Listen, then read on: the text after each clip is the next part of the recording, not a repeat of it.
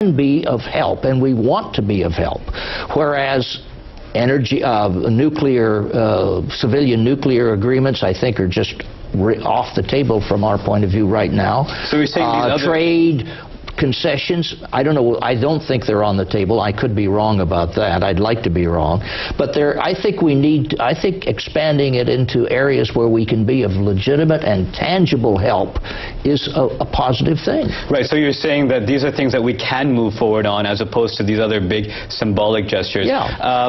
Let's go back to Islamabad. And again, I want to raise this point, and this is something that's talked about in the DC think tank world and the policy world, that a lot of this aid that's going into Pakistan, the objective very tangibly is to improve the U.S. image in Pakistan, is to help with actual visual things, a hospital or a dam, that people of Pakistan can point to and say that is something that America has constructed for us. Is that something that can work? Is that something the U.S. Can make it work and make it so that they can move forward with their image problem in Pakistan? Mr. Mushtaq. Yes, sir. Before answering the question, I'd just like to mention about this civil nuclear deal. I think I would agree with Mr. Milam. That is not doable under the circumstances. The U.S. has difficulty in trying to stomach our so-called Islamic bomb, and they have suspicions about Pakistan because we are a Muslim country and so forth. So I think we should not even go on that track.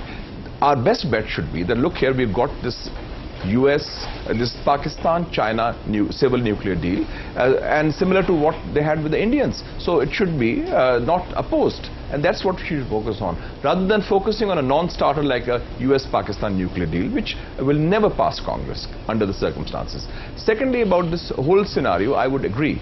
There are living symbols of Pakistan-China cooperation. Right. You have Gwadar, you have the defense industry, you have the Karakoram highway.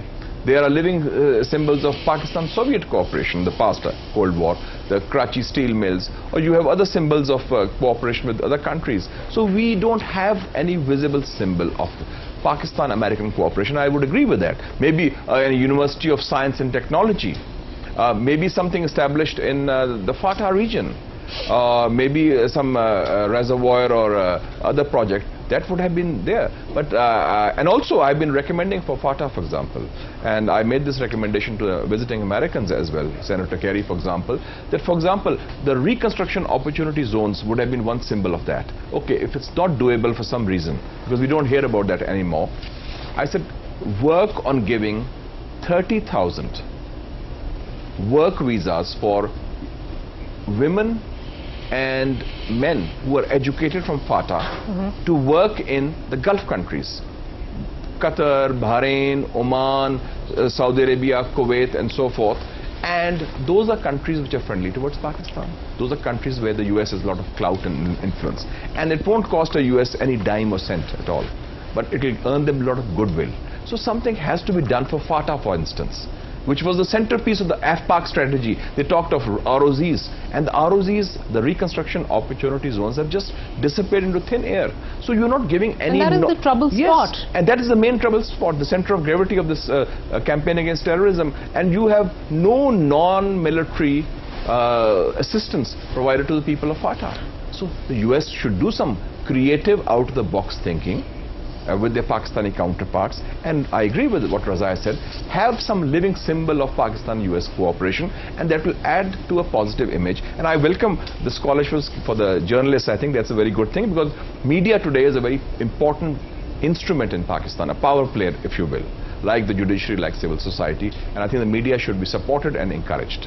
Basically, once again, we come back to the same point that we need to have concentrated, focused, dedicated Absolutely, issues. Absolutely. Raza, now, as much as we'd like to carry on this debate, but we are apparently running out of time. And of course, the opinions differ here in Pakistan. My guest says that Nothing tangible came out of this dialogue. However, our guest in Washington says that he thinks that this is the way forward. That is all from the platform for today. I'd like to thank my colleague Razan Naqvi in Washington and his distinguished guest, Mr. William Milam, and of course my distinguished guest here in the studios, Mr. Mushahid Hussain Syed. It was lovely talking to you, and that is all from the platform for tonight. Goodbye and good night.